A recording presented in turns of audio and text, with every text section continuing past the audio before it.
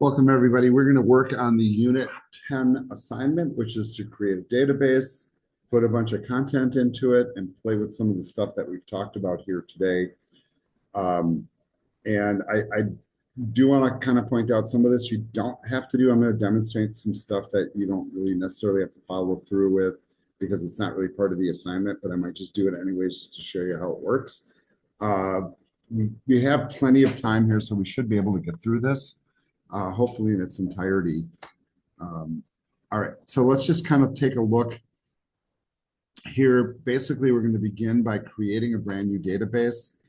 And then we are given then a table afterwards to create with this, chart of information so we know what columns we're creating and all that. And then, of course, we need to put some data into it, right? So this is going to be kind of a process. For those that are here live in the classroom, my Zoom is running and you can easily jump in and I will, like the data creation pieces, rather than us typing entries manually, it's going to be a whole lot easier. I just take some of the ones I have, drop them in the chat, you just grab them, put in your code, and you should be all good, right? Provided you build the tables exactly the same way, which in principle you should. All right, so we're gonna begin. Let me make sure that my MySQL database is running in the background. And the reason I'm checking it should be because I don't think I shut it off last time. No, it is stopped. Interesting. But the reason I was checking is because I was just, I run Google Drive on my system, memory resident, and that wasn't running, because I went to my file window and my G drive wasn't there. I'm like, what the heck? And so I had to manually start Google Drive, which was kind of interesting. All right, I'm going to go ahead and bring up MySQL Workbench. So we'll let that load up here. And then as we're kind of working today, I want you to pay special attention to your schema table in the left sidebar, right? And I mean, we do use this tool pretty regularly to kind of look at our structure and stuff. But usually, like, what we'll do is, like, we'll expand it, and then we'll hit the tables, right? And then you notice how the tables have their own little drop-down boxes, and you open it, and notice, like, some of the, things inside here. Okay, like columns make sense. Okay, I know what those are. Those are my columns. Got it, right? But now we can look at indexes too. And I want you to notice that in the Guitar Shop database, I just click on the addresses one, right? The address table already has indexes built into it. Isn't that interesting? And notice that the primary key itself is an index. It's a way of sorting and finding the information. And then that table also seems to have a foreign key constraint, right, from the customers table that also serves as an index. So foreign keys and primary keys, and this is an important thing, automatically are indexes in your database. You'll notice that we have a separate little entry here for the foreign keys, and it lists it, right? And you can see down here the information about it if you wish. And then there's triggers. We haven't learned about those yet. But also, like at the bottom of the schema table, notice that we have views, stored procedures, and functions, right? And later on, we'll start to populate those areas with things as well. And I'm thinking at this point, you guys are probably kind of getting the idea in the back of your head, just intuitively, what those things are, right? Now that you know what an index is, and that primary and foreign keys are automatically indexed and we can create others. Well, what's a view? Well, view implies you're looking at something. A stored procedure is kind of like a function. It's a routine of steps that you take to complete an action. So you can pre-create one. And functions, of course, are things that we've talked about already, mostly by virtue of the built-in functions in MySQL. But there are also ones that you can create on your own that do unique things, and then you can use them. All right, let's go through the process of actually creating our database. I do have a SQL file that's open here right now. And we don't need a type of use statement on this, right? Because the database we're about to create isn't there yet, so I can't use it yet, right? I do notice though that I did create it last semester. So I had this class during the summer, and there it is, the rescue database that we're about to build. And in order to be able to do the demonstration correctly, I'm going to start with the destroy command, right? Or I say destroy, but I mean drop. And we can look at the database as it is right now, which has basically 3 tables in there. And I'm going to go ahead and demonstrate a couple commands. Now, you guys don't need to do this, obviously, because you don't have this database yet. But I'm going to show you that, for example, I can use the rescue DB, right? So all my commands will apply to it. So let's just run that really quick. And then I'm going to say, for example, I'm just going to drop a table. So look at this table here, dog adopter, and it's got a dog ID and an adopter ID. It looks like it's got no foreign keys, no indexes, and no triggers. So I should just be able to say drop table. What's the name of the table? Dog underscore adopter, semicolon. Very, very simple, but very destructive. Here comes the run, and it worked. Notice it's immediately gone from the schema table. All right. Any data that was in there is gone. It's no longer retrievable. Okay. So we're starting with the destroy stuff. All right. That's kind of fun actually to do. You destroy a database once in a while instead of create it. Now let's drop the whole database. Similar command, drop database, give it a name. We're doing the rescue DB. All right. This will destroy the whole database construct. Anything that's inside of it will be gone and unretrievable. So here goes. And notice the left sidebar very quickly. It's gone. I'm hitting the refresh up here. Yeah, it's gone. All right. So that's an example of destroying a database. And please don't do that with the ones you've created already, right? If you want to play around and create your own database and then don't like it, there you go. You know the commands. You do have to be root on the MySQL account, though. Remember that. All right. Our first command is to create a database. I'm just going to issue the command here, and I'm doing this by virtue of oh, no, that's not it. By copy paste, and I'm not sure what I did over there. Thought I copy pasted. I must have just pasted. There we go. And very simple. Create database, give it a name. Now you guys are noticing that capital R, capital DB, right? Did you guys notice that the one I just deleted, when I created it, I used the same code. How did it go into the database? Yeah, all lowercase. So kind of telling, right? It's ignored, right? So you're doing the upper lowercase for your own eyes, not for the benefit of the system. There are database systems where the upper lowercase is enforced. This is not one of them. This is kind of like a hangover thing from old days, by the way. All right. So I went ahead and created it. I want you to notice it does not show up in the schema table, though, until I hit refresh.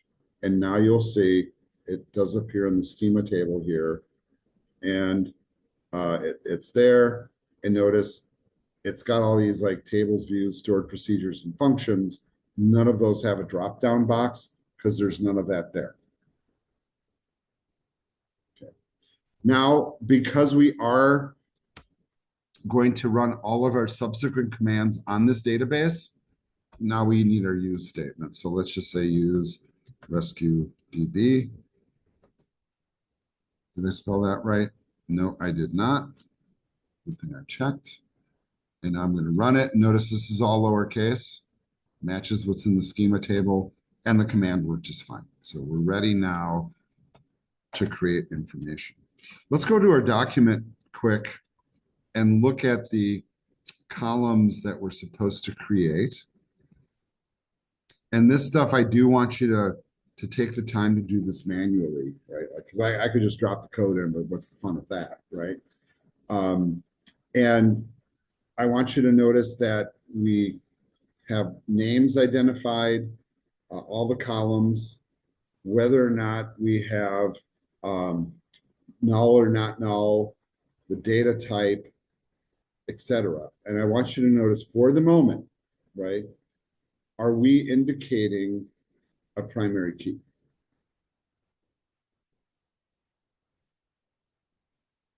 Kind of an interesting thought. Are we or are we not? Yeah, we're not technically doing that. Now, uh, we could, right? So like we know at this point that it's not really a good idea to create a primary key basically in the aftermath, but we can do that. And I'm just looking down the line here to make sure that there's not a command for it later. So we can try this two different ways. So if some of you want to experiment with this, I'm going to give you a free license to do so. Oh, that was fun. All right, so let's create the table for starters, right? I'm just going to start typing this in one field at a time, and then we'll talk about adding the primary key in the aftermath. All right, so that's kind of my approach here. So follow with me if you can. So we're going to create a table. We're going to call this dog. Open, close parens, semicolon, right? I go through the process of typing that in like that and saying it like that. And then I get my cursor in between and press enter a couple of times. Then I indent, and now I'm going to list all my columns. From that document, I have dog ID, and we were told to make it an integer, correct? And if I remember right, I think it was not null was also included. So I'm going to say not null. And for now, we're not worried about the primary key.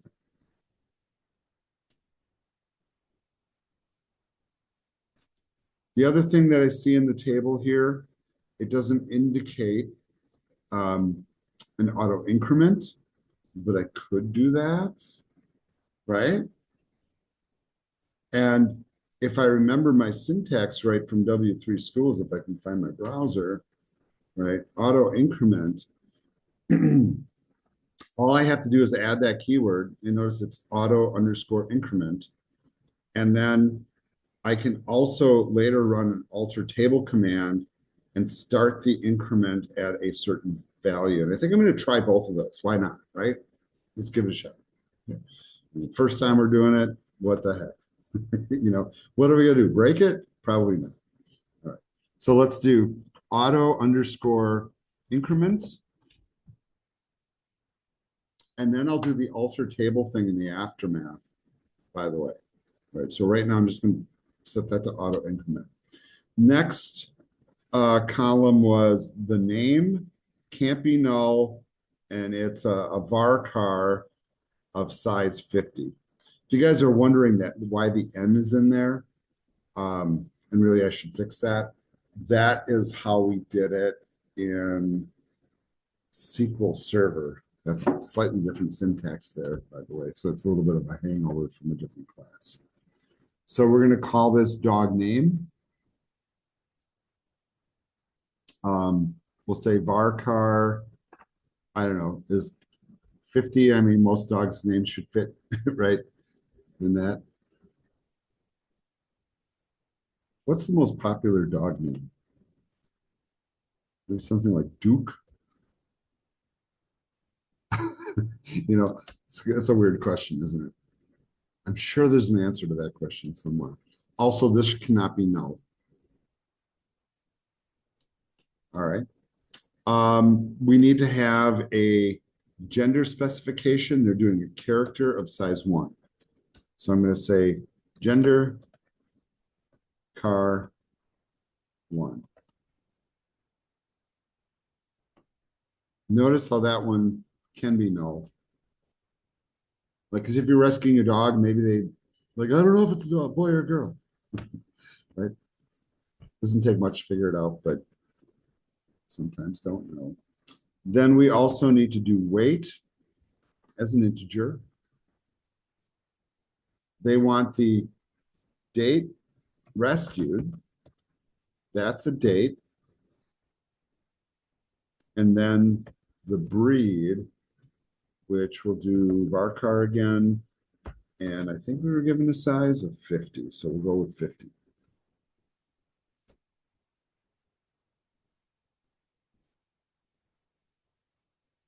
Now, I can go ahead and run this query and create the table, right? And then if I want, right, and I'm going to leave this up to you. You want to experiment with this, you could just build the table as is and then add the primary key afterwards, right? That's what I'm going to do.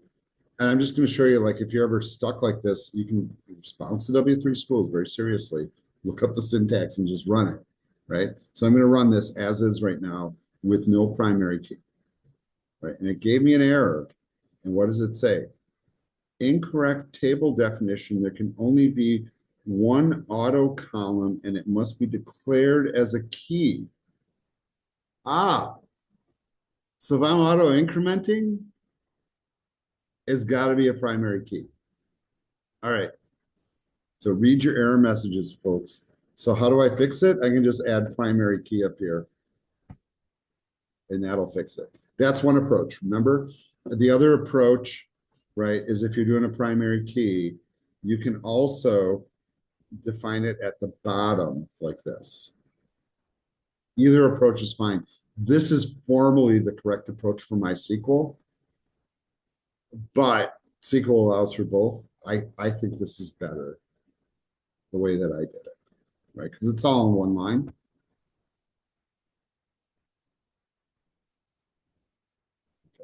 So that explains, all right, I want to auto increment and I want the primary key. All right, now I should be good to run it. Let's run it. Here it is. All right, looks like it worked. Refresh your schema table. Now I have a little drop down. There's my table. Yay, right? And then down here you can see, you notice the syntax they use, int AI, which is an artificial intelligence, it's auto increment primary key. And because we know that a primary key is an index, notice under indexes, it says primary. And I want you to do this as well. Click on that entry and then read the little info table at the bottom left corner. It says type B tree. Okay. That's not the tree that they pee on. That's actually a data storage format. So like when you guys learn like higher levels of programming, what they're telling you is the way that this is indexed is using a method called a binary tree, right? And basically it's like a branching system for storing information. It's just a data structure, basically. Um, is it unique? Yes. Is it visible? Yes. Columns. Well, which column is the primary key? The dog ID is the primary key. All right. I think what would be cool now is let's try that technique for auto increment where we can, let's do this command, alter table, auto increment, and let's start it at 1,000. Sounds good? You guys with me? Or do you think we're gonna have so many dogs we should have a 5-digit? All right, let's go 5-digit. All right, we'll start at 10,000. All right, so I'm gonna say, I wanted to type alter and I started typing later. Alter table. Which table are we altering? Dog. And then the syntax is auto increment equals the number you want to start at. So I'm going to say auto increment equals, and I'm going to go with 10,000. This isn't required, right? This is just something I'm choosing to do, but also to show you how it works, right? That we can do it. So let's go ahead and run that one. Leave your cursor on that line and hit the run command. And now that's happened. All right. Our next task is to start to get some information in here. And we need to basically structure an insert into command. And now think about this. Normally, if I did this, I would say insert into, right? And let's just look at the dog table here in the schema table. Let's say insert into dog, and then in parentheses, dog ID, dog name, blah, blah, blah, blah, blah, right? And now we don't have to do it for ID because ID is going to auto increment. See the advantage? And what you might want to do is begin by structuring a simple statement. So say insert into dog, and then what I like to do is parens, right? We'll put the fields in there later, and then I'll say values, and then I'm going to indent and do parens, and I'm probably going to have a whole bunch of those. And then at the very bottom, at the end of it, I'll have a semicolon somewhere, right? So, all right, let's now go field by field. If I don't have to do the ID, now I can just do dog name, gender, weight,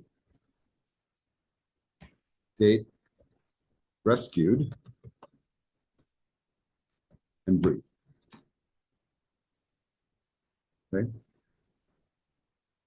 And then as an example, and I don't know, I forget, because I don't always look at the information. Okay, so they do give you some dogs here, right? So just hint, hint, hint.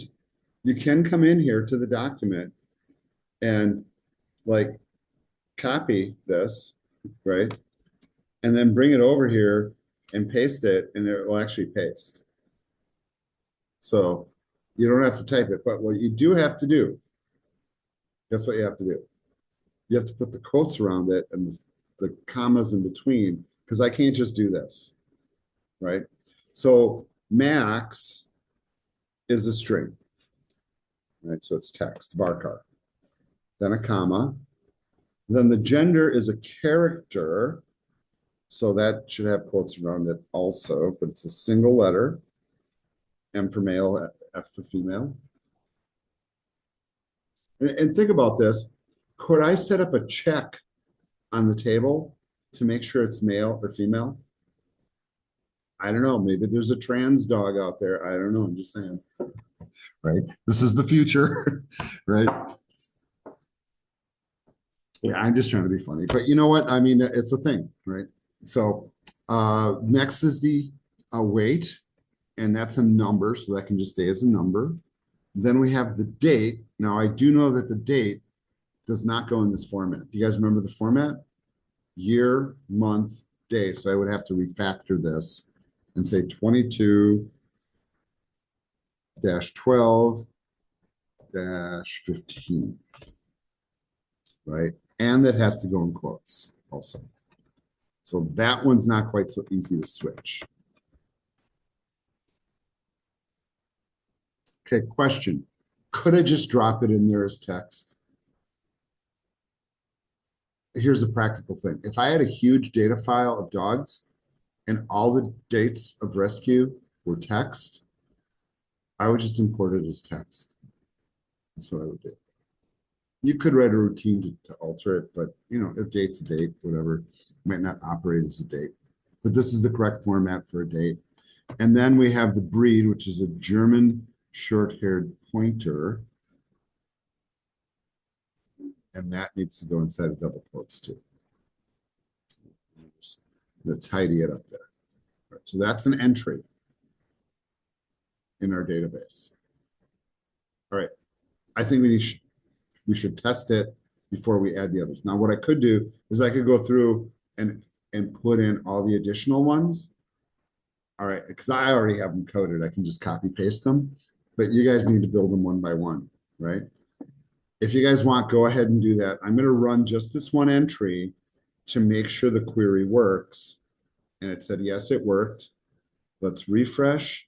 And then I can come over here to the dog table and I can run the little third icon there, which just does a select all and shows me that it went in. But notice, right? Pretty cool. Dog ID, 10,000. Pretty nice, right? instead of dog ID one, right? It looks a little better. The name, the gender, the weight, the date rescued, and the breed. What you should do next then is you should insert the remaining values in. And so here's how I'm going to help you guys out. So I'm going to paste the data in. So I'm going to copy this, right? And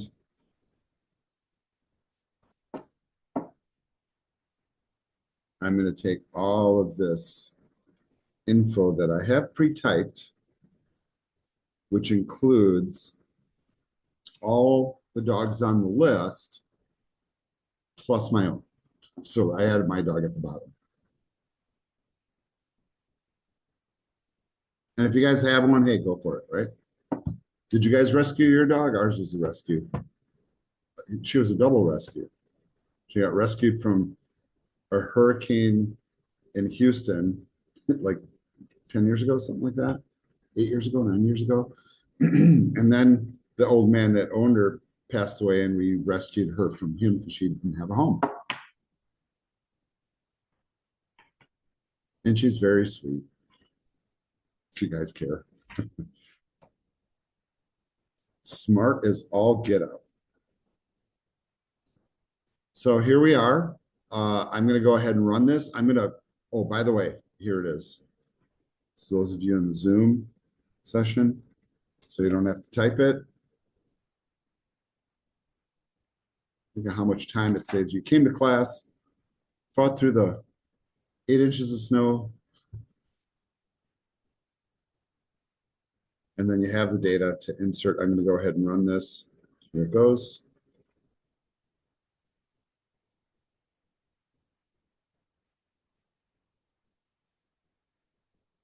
I'll come back here and run this query again. Oh, it didn't work.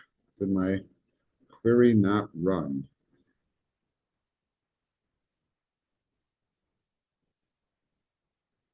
All right, let me see if I made some sort of mistake here. Dog name, gender, weight, date rescued, breed.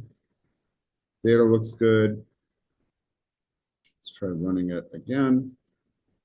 Okay, now, okay, I must not have really hit the button because you can see 4 rows affected, 4 duplicates. Oh, so it did work last time for whatever reason when I hit the little thing here.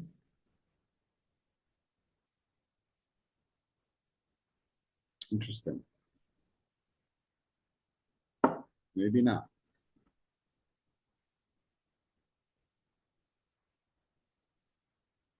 Notice the IGs, how they're incrementing, and then we have all those in there. This is kind of a weird thought. I know when I take our dog to the vet, she has our last name, so maybe we should have dog first name, dog last name, right? 'Cause she's part of your family.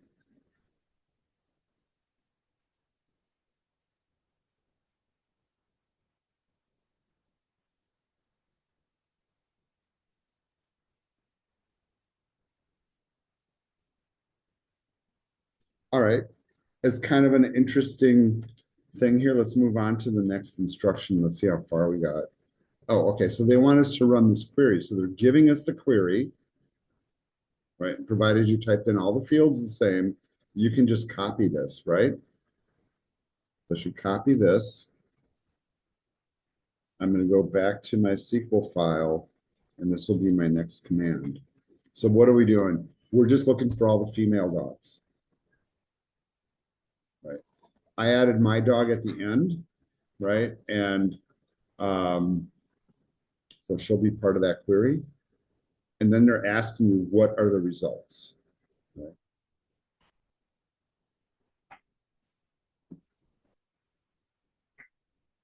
Oh, and you see what I did?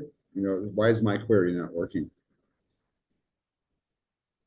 I named my column date rescued, and I didn't follow the instructions because it's supposed to be rescue date, right? So I got to fix that. So I'll just have to recopy paste it.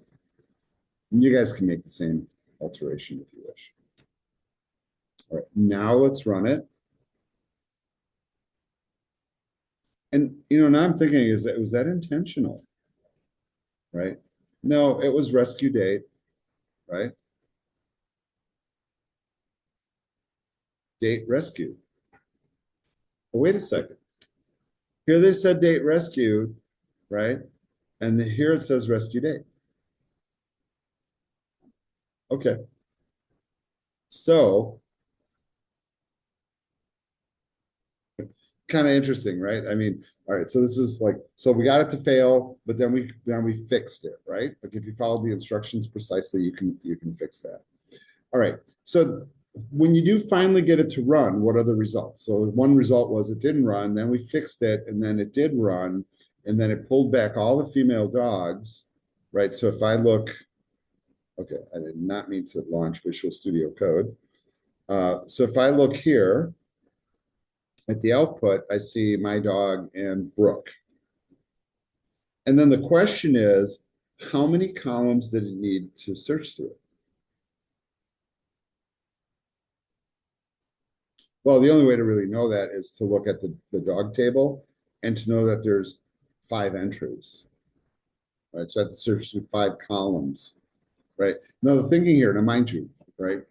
If I had tens of thousands of dogs listed in here and I ran the query to bring back all the females, think of the mechanics of that. It has to go row by row, looking at the gender column. If the gender column matches, then it retrieves the whole record and outputs it. All right. So we have 5 records, not a big deal. If I have 10,000 records, big deal. Takes a while. So one thing that you could do is you could do something like this, right?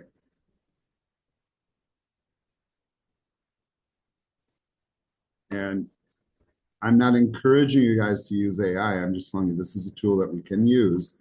So if you want to play with this a little bit and add a whole bunch more data to your database, you can use a couple different tools. I use a few different generative AI engines. And one of the ones that we have available to us for free here at Gateway is Google Gemini, which actually does a pretty good job, and we have kind of extended usage of it. Same with Microsoft Copilot. So I'm going to use Gemini. So the way that I get to it, by the way, is I go to my email account and I come here to the apps icon and I click on Gemini and it's going to load it. And you can see I have my little sidebar here with all my previous chats. But what I'm going to ask it to do, and notice I'm being polite. I'm saying please. You guys seeing that? Part of my prompt. Please create a list of database entries using the insert into command. And I'm going to be specific in MySQL database entries using the insert into command to add, let's pick a number of dogs, 1,000 fictitious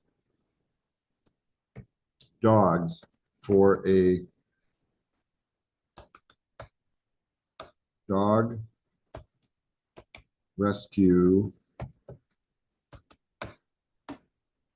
database with this structure. And so what I'm doing here is I'm going to take my create table command and feed it into the AI engine. This is kind of weird, right? And then I'm basically asking it to build a bunch of entries. Like if you just want to build a database and throw a bunch of data in there and then have something that you can work with, this is a way to kind of do it. Now, I'm going to be pretty reluctant to actually add all this data to the database. I just want to show you it's possible, right? And I'm just going to run it. Let's see what it does. Fair word of warning, if you use something like ChatGPT and you use the free version, or you're using this off of your private Gmail account, it will data cap you. Like it'll only generate so much data for you, and then it'll say, come back tomorrow. right? Otherwise, you have to pay. But when we're building like fictitious content, and we call this, by the way, we call this synthetic data in the field. I'm curious to see some, check it out, right? Look at the output it's generating already,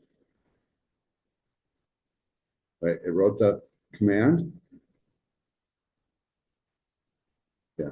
No, we do not insert dog ID because it is set to auto increment. And then it gives me a bunch, right?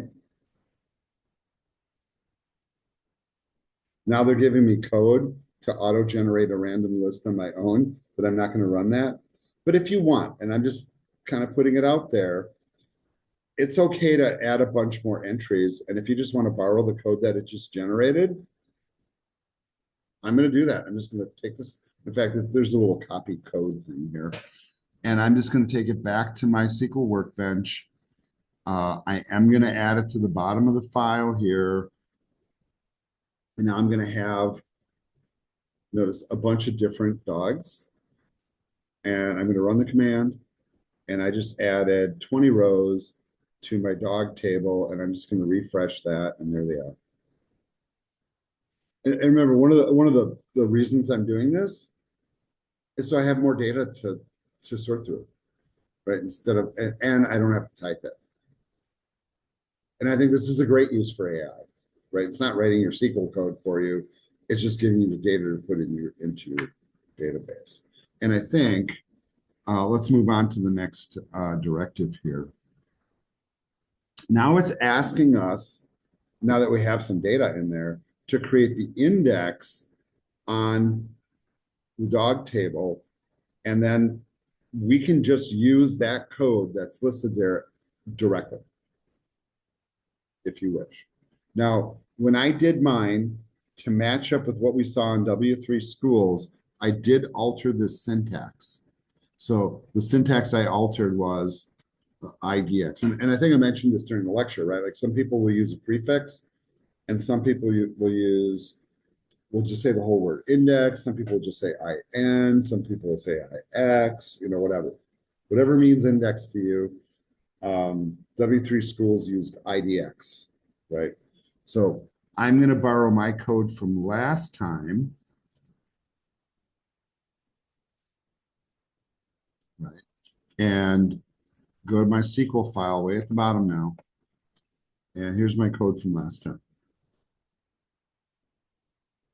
Create index IDX underscore gender on the dog table gender column. So I'm indexing based on gender. So when I want to find the females now or the males, it'll be a much quicker search. And once again, 20 entries or whatever isn't a lot to search through, but if it was 20,000, it would be. And it takes some processing time and power. I'm going to run that command. There it is. And then if you go here and refresh your schema table now, look underneath the index for the dog table. And notice, as you look at that bottom left box where it says unique, notice it says no. If I index the ID number, that could be unique because all the IDs are unique.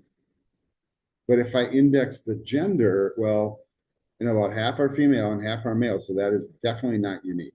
See the logic, right? All right. There's kind of an interesting command that's a companion command to this, which I don't know if we're instructed to do this command. Oh, yeah, we are, right? Which is the secondary command to see all the indexes from the database. Now, of course, when we have a schema table, we can just click on that little sidebar and see it. Not a big deal. But if you were working from a command line, or if you're pulling the code back to an application, you could run the show indexes command, and then that outputs the indexes, notice, in the form of a table, and it shows all the indices for that table. including the primary key and the gender, right? Um, Pretty interesting that you can do that. So a table can be indexed a number of different ways depending on what information you commonly retrieve from it. So this is the one reason why you do it. All right. Um, let's look at the next command.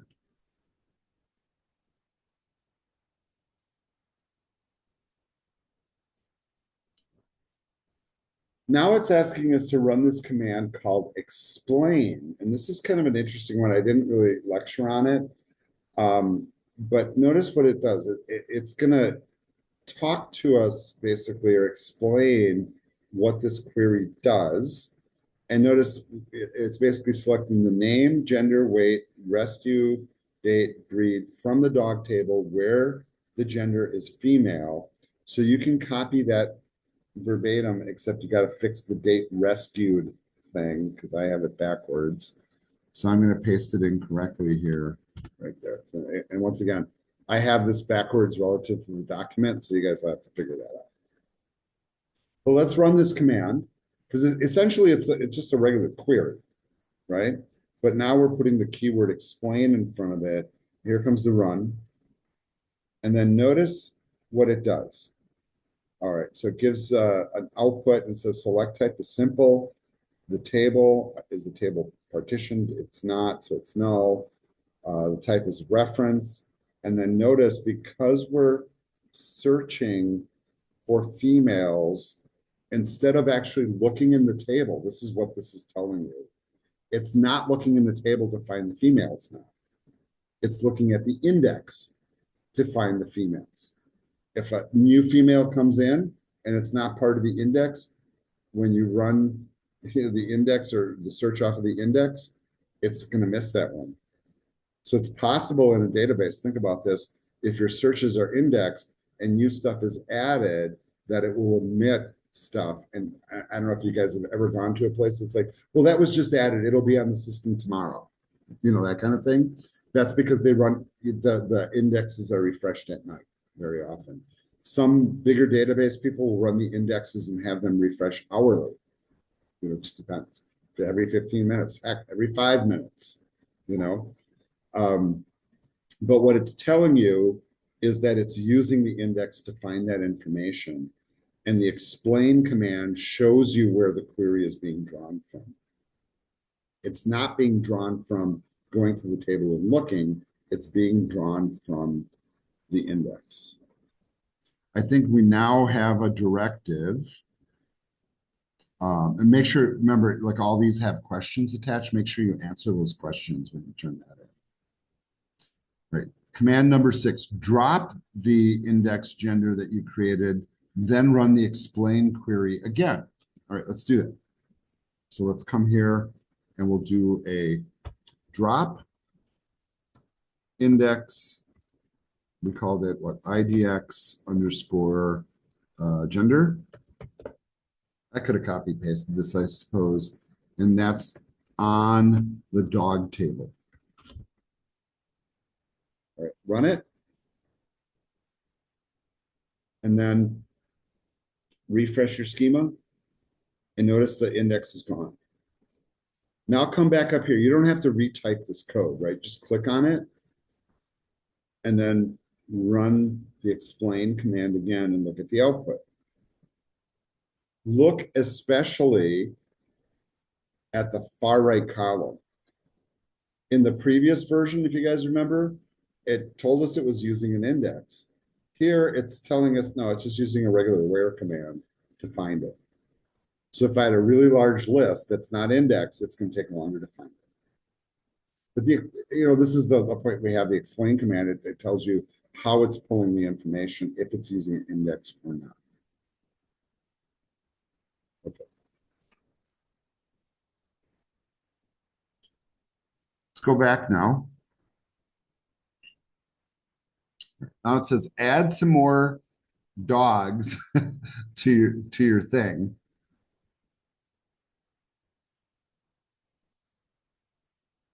And notice I have a little thing in there. It's acceptable to use generative AI to create more entries to speed your coding. Utilize the same insert statement as before with revised data. So I'm going to go back to my generative AI and just say, can you please create another 10 entries for me?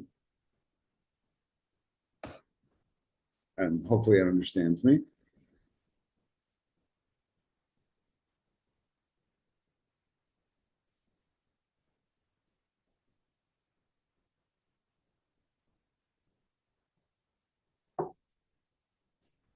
Hopefully these names are unique. I think they are.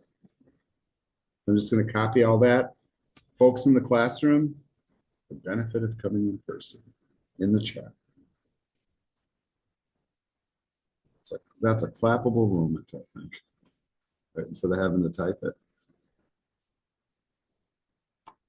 Let's just add some more dogs here. So this is what I have. And anybody watching the video, by the way, you could pause the video right here and just copy this if you want. That's fine. You don't have the benefit of being in the chat right now, so create some more entries. Add your own dog if you wish. When you have it all typed up, go ahead and run the query. Looks like it worked.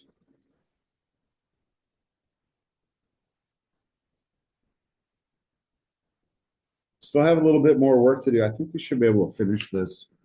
Might spill over time just a little bit. I'm just letting you guys know now. So if you do need to leave to go somewhere, just do it. Otherwise, I'm just going to keep going until we're done with the exercise. Okay, so now that we have that, let's just very quickly take a look and make sure the data made it there. And so now our dog table, if we look, actually has a fairly respectable amount of dogs in it, right? So our database is built in. Back to the SQL file.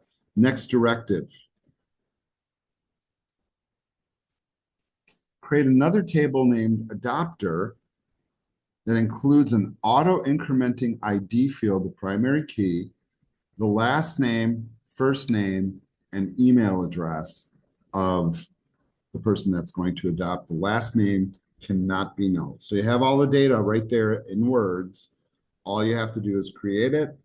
I'm going to kind of do this in hurry up fashion in the interest of efficient time usage, by the way. So here comes the code. So there's the table called adopter, ID,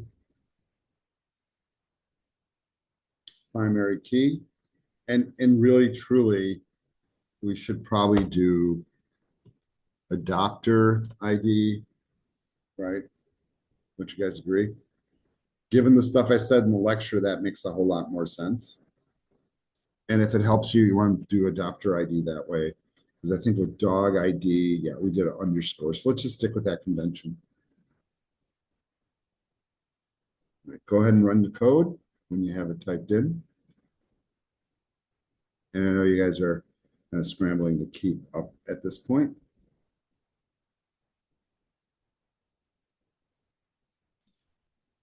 I think our next directive is to create another table called dog adopter and include foreign keys of the dog ID and the adopter ID. Okay, that's a really, really easy one.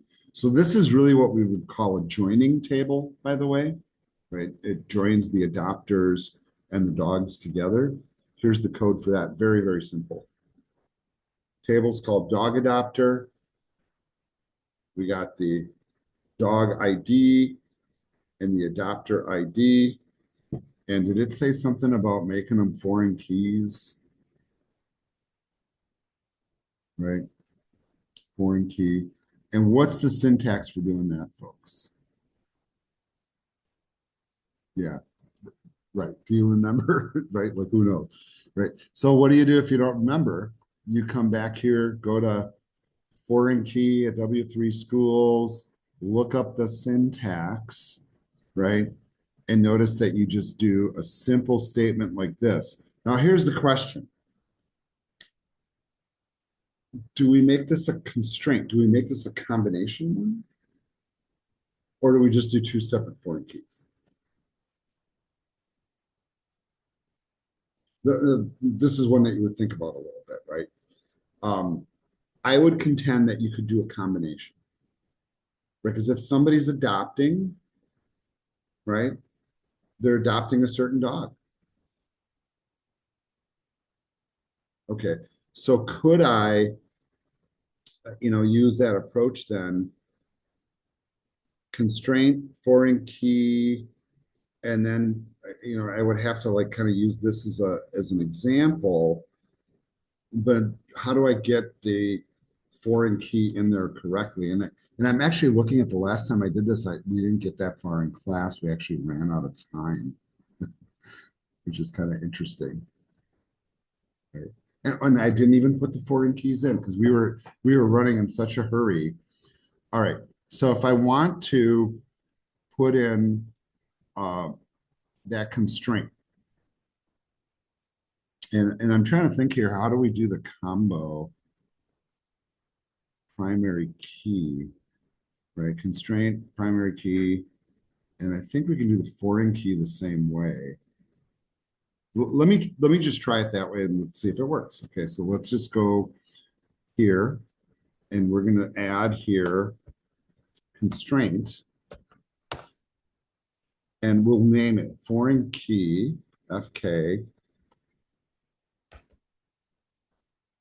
And let's call it FK adoption. How about that? Right? It's the person and the dog.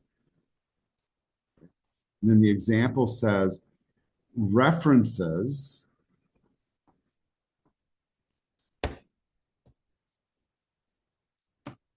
What is it references? And inside parentheses, we're going to do a combo here where it's going to reference, um, what does it reference?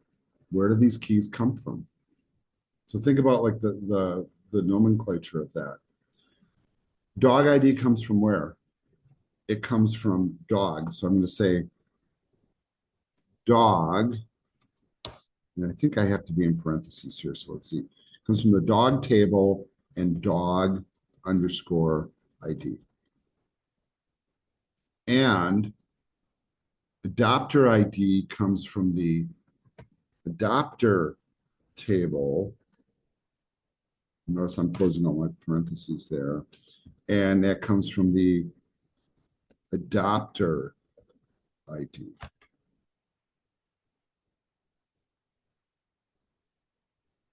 And it's giving me, oh, okay. So it doesn't want me to do a combo. See that?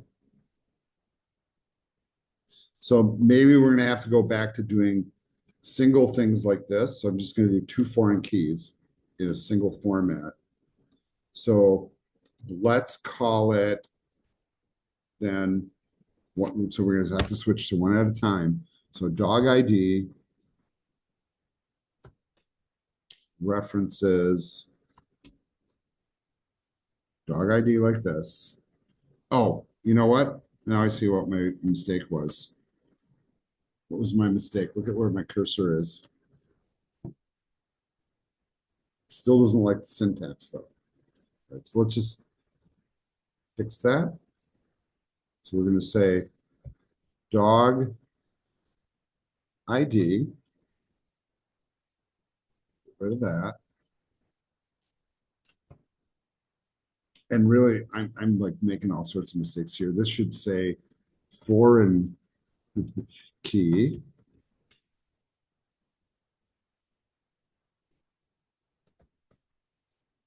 And references doesn't belong there, right? It belongs there. Why is it flagging? Oh, parentheses. Okay. And this is a difference between SQL of different languages. I think there's the fix. So maybe in my previous statement would have worked. Whatever. If you guys want to experiment with that, go for it. We are running out of time here. And then we have adopter ID references adopter ID like that. And I think I have one too many parentheses there. And I think I'm okay. All right, let's run it. Let's run the statement. Did we run this other one?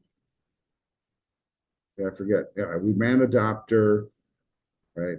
And then we're going to run dog adopter. Here goes.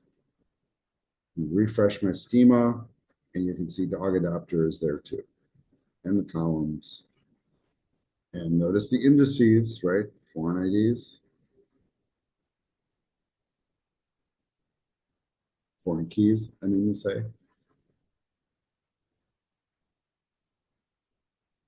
All right.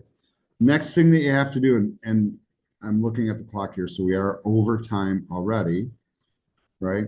It says insert three people into the adopter table to match, so you can match your dogs to people, and then create a query to show who's adopting which dog. All right, so this is where you get kind of creative with it a little bit. And I did, I'm just telling you up front, I borrowed this code from Christopher, for inserting the adopters, and it's basically the Three Stooges. And by the way, YouTube, these are fictitious email addresses, as far as I know. And in fact, let's just like change this to like GX mail, whatever. Right? These are fictitious email addresses. YouTube, please don't filter the content. This is for educational purposes only. And I know that sounds silly, but YouTube does allow it to slide through that way. All right. I'm going to run this. Here goes. Add it in there. So now we have adopters. And then what we need to do,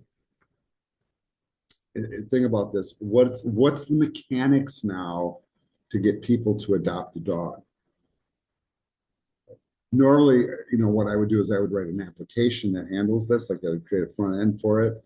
But we have to do this in the database. So the last challenge would then basically be to insert information into the the dog adopter table, where we're looking at the information from the one table, right, into the other table. And the adopter IDs, I'm going to collapse all this stuff down. So the adopter IDs are 1, 2, 3, Larry, Mo, and Curly in that order, right? And then with the dog IDs, we know they start at 10,000, and I have like 50 dogs maybe. So it's going to be like between the number 10,000 and the number 10,050, right? So I can just kind of randomly kind of put them in there. So if I'm going to write an insert statement, then I'm just going to say insert into dog adopter. And what are our fields there? Dog ID, adopter ID, dog ID, adopter ID, the following values. And we want to rescue 3 dogs here. So you notice I'm doing the curly bracket or the parentheses first, and then I'm going to enter the people's info. So Larry's getting a dog. Mo is getting a dog. Curly is getting a dog. And then all I have to do is put the dog ID in there. Once again, I'm just going to guess, do something like this. That should be a valid dog ID.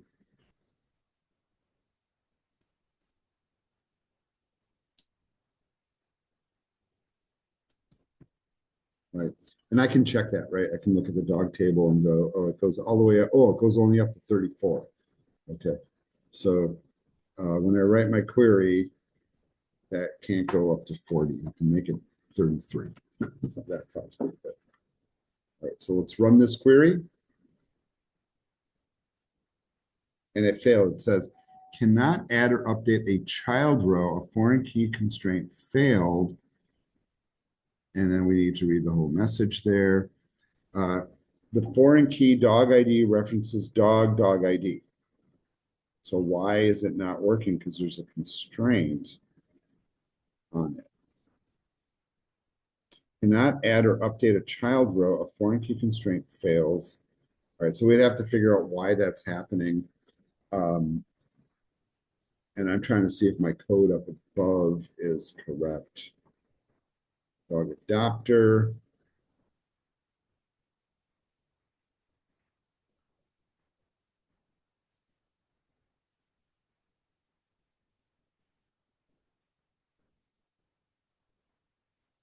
Okay, so I guess maybe one thing I need to do is look at adopter IDs. I think these are okay. But with the dog ID, I think I picked valid ones. So these are the ones that I picked. And I'm just clicking on them right now. For some reason, that's not working.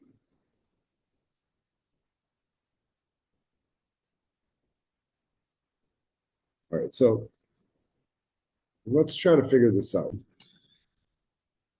So I'm not sure why this is not operating without backwards engineering the whole thing. But if the goal really is to just show who's adopting what, I can alter the table to remove the foreign keys, right?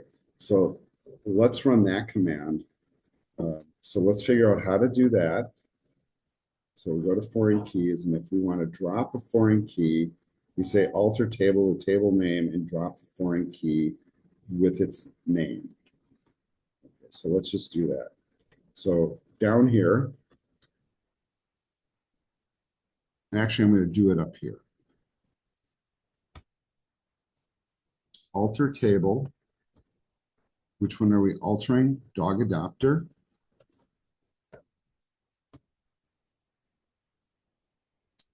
And then the syntax is drop foreign key and the name of it.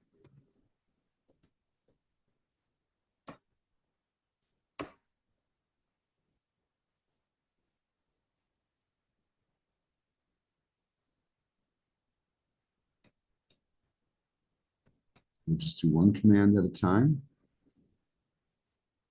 Can't drop dog ID. Check that the column key exists. Oh, interesting. Okay, so let's see why that's happening. All right.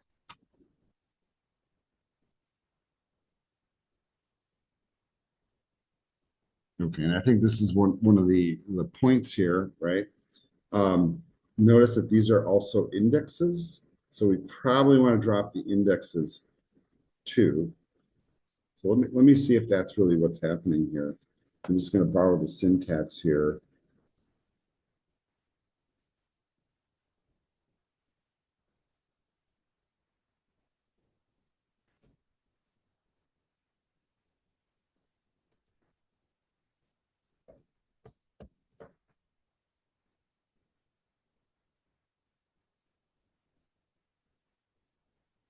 And it's forcing me to keep the forehand key constraints. So I might be tempted here, and here's my fix, and just not to waste a lot of time.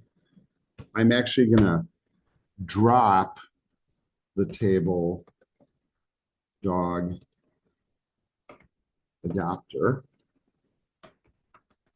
This is kind of a brute force method, but hey, you get to practice some commands. So I'm gonna drop it. All right, so it dropped. Now I'm gonna recreate the table.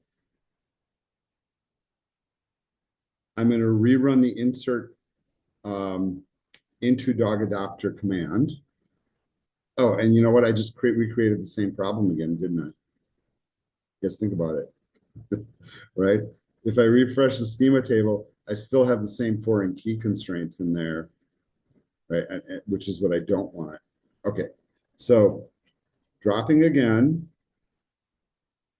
removing those two statements and the comma, recreating the table. This is when you go back to the video for probably, right? And then we'll insert the information one more time.